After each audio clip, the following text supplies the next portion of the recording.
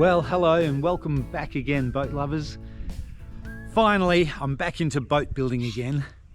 If you saw my last video, you'll know that we got hit by a mini cyclone, which completely trashed our property, and I've spent a lot of time starting with the big cleanup. It's too big a job to do in one go, of course, and so if I spend all my time restoring the property back to how it was, I'm not going to get this boat built. So I've decided to do a couple of days a week of tidy up and a few days a week of getting back into the important stuff, which is boat building. If you've been watching along, you know I'm building a 53-foot flat bottom wooden boat.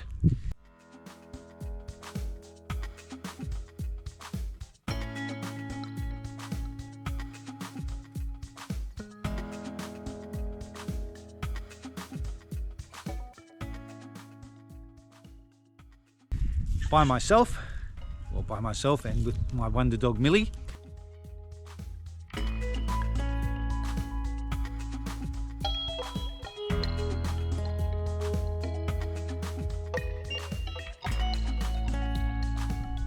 And we've been making great progress until we got hit by a mini cyclone on my property here.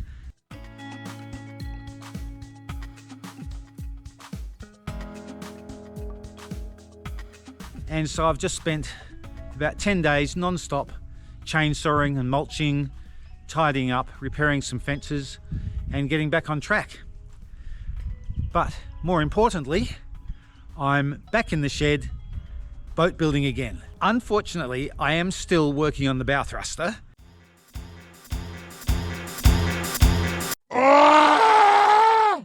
But I'm making great progress with it. So I think another few days on that, and then that will be done. I'll be able to test it out and onward and upward to greater things. Apart from getting back into the boat building, we've also had some other things going on this week. We've had a car rally going past our front gate. We get locked in for about 3 hours on a Sunday afternoon, and the car rally goes racing past our gate, so we made the most of watching that. And I've also done a few modifications to my Kubota tractor to spread the wheels out a bit to make it more stable. So what's with cleaning up from a cyclone, boat building, watching a car rally and modifying the Kubota, it's been a pretty busy week. Let's take a look.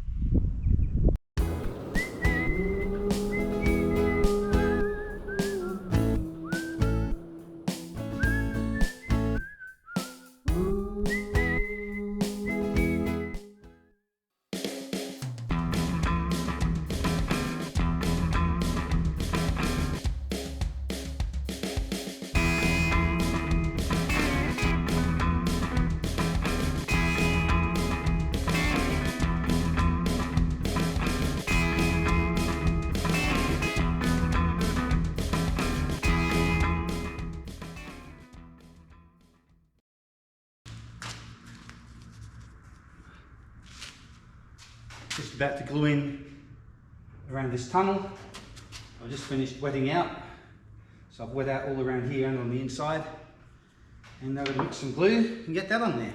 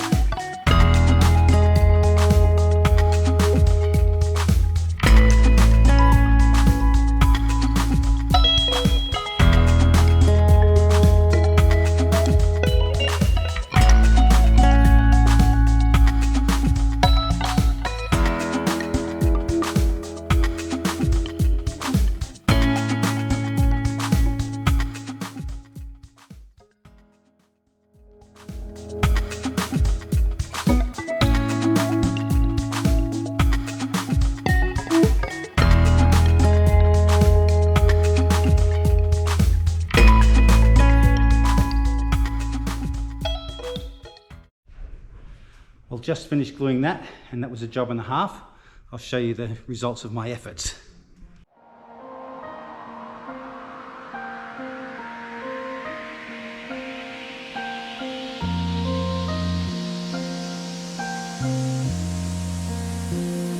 That's that end, and there we have the other end. So that's all ready for a big cleanup tomorrow. Right now, I'm going to go and have a break.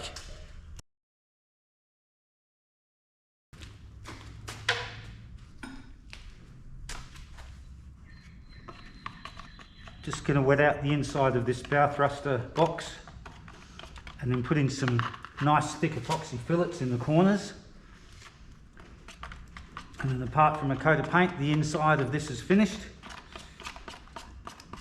What you see in 5 minutes on screen is probably taken me 3 weeks to get this thing happening. So you're probably as sick of seeing the bow thrusters being built as I am building it.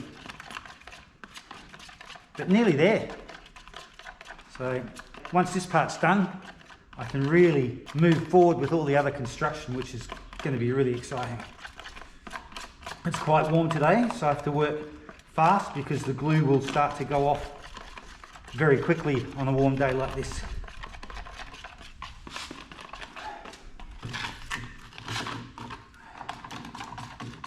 I want a thick covering, so I'm using a brush, not a squeegee. I'm going to brush this on. Later on I'll give it a sand, put a coat of 2-pack white on there. Should look good. Okie dokie. Onward and upward. Woohoo.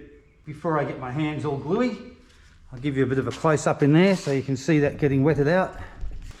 Well, I just managed to get glue on the back screen of the GoPro, but I also managed to get it off straight away, just with a little bit of water on a rag. So, what can I say?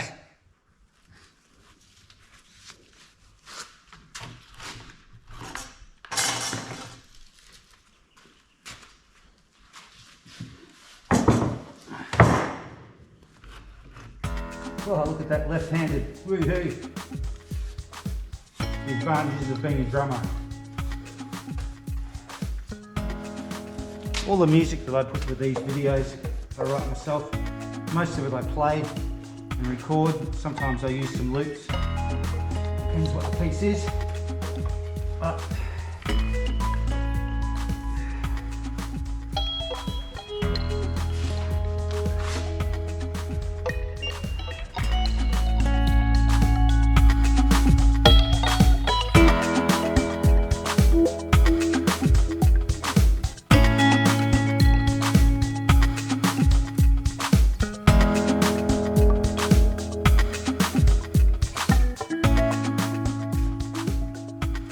being a warm day, this is soaking in really well.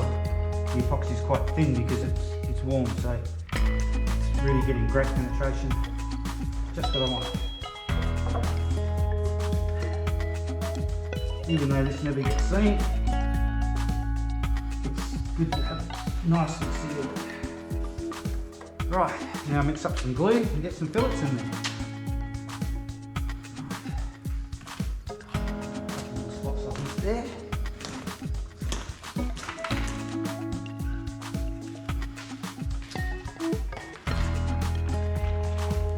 I'll probably do a bag mix in a minute, but I'm just going to use up the rest of this epoxy. Mix some glue in here to start the fillets. Hopefully this won't get hot and start to go off before I get it in place. I'm getting as far as I can up towards the tunnel. I'll do that in all 4 corners and then coming from the other end to finish off. That's the plan. We'll see what happens.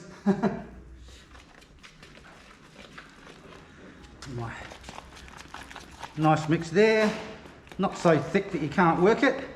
But it has to be thick enough that it stays in place when you put it there. Like a good meringue mix, I think, or something like that, where they see these chefs hold things over the top of their head.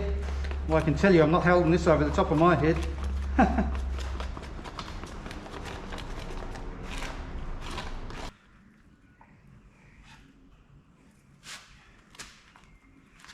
Anybody that does epoxy work will know it's worth spending the extra time to try and get the excess glue off while it's wet, because even though it's a bit messy and time consuming, it is one heck of a lot easier than trying to do it to sand it off once it's dry, because this stuff literally sets like a rock.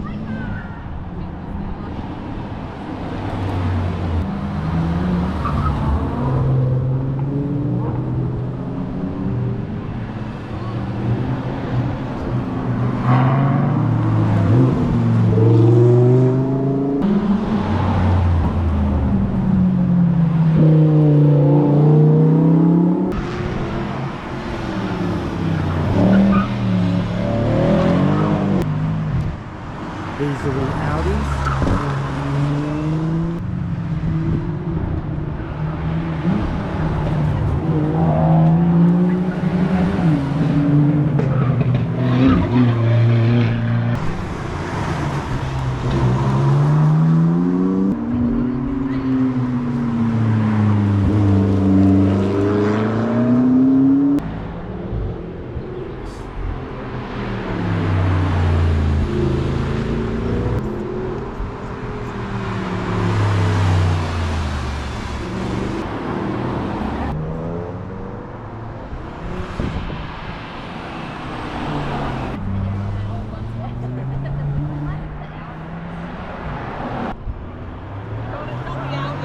Audis. Might be the last thing I see by the sound of it.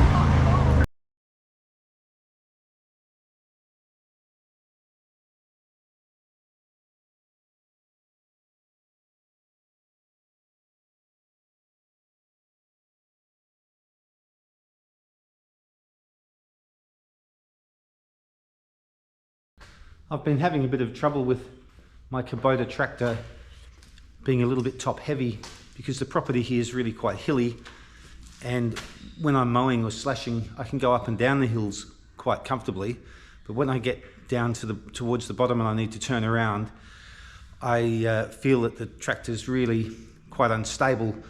And so after doing a lot of Googling and YouTubing, I realized that a lot of people put what they call wheel spacers on their back and front wheels, which moves the wheels out a little bit.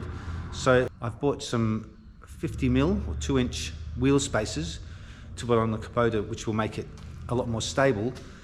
But because I've got a 54-inch cutting deck, I have to modify that, because otherwise the back wheels are going to foul against the scalping wheel brackets. So I moved the brackets yesterday and I'm about to do some spray painting to make it all look nice and new again. I'll show you what I did. So here's my cutting deck, and here are the brackets that I had to move.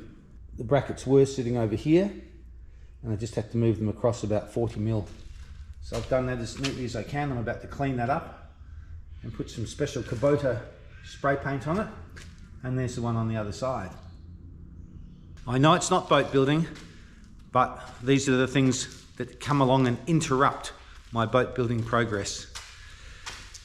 I guess it does mix up my day. Can't do boat building non-stop. I go completely nuts. So I quite enjoy the diversity of managing a property as well as doing projects like building a massive 53-foot boat. Anyway, let's get this cleaned up and spray painted. I'm going to do 2 coats of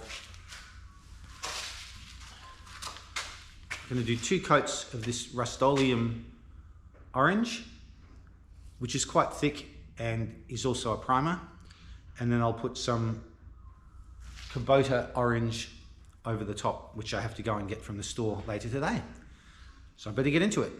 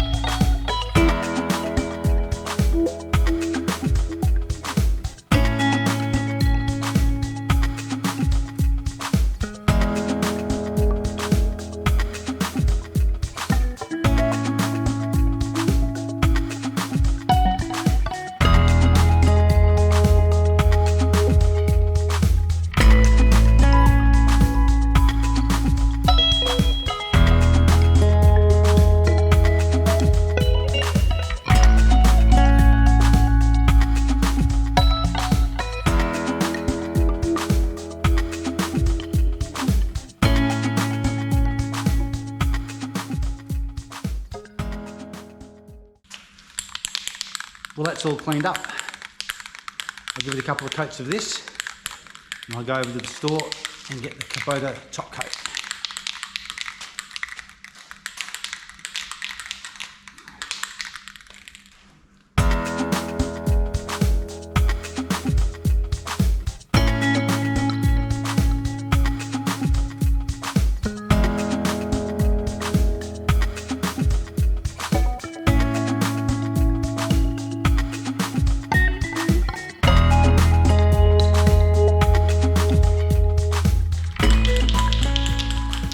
It's a very different orange to the Kubota orange, but the guys in the Kubota place said they use this, and they do a couple of coats of this as an undercoat, and that the Kubota orange itself is very, very thin. You pop that over the top to try and get the right finish. I know it's only a cutting deck, but try and make it look nice anyway.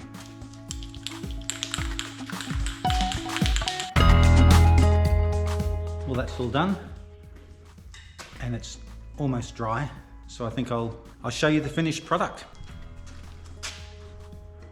There we go, that's with the factory Kubota paint, so quite happy with that. I'll get that back on the tractor, and then I have to push on with the bow thruster. Oh!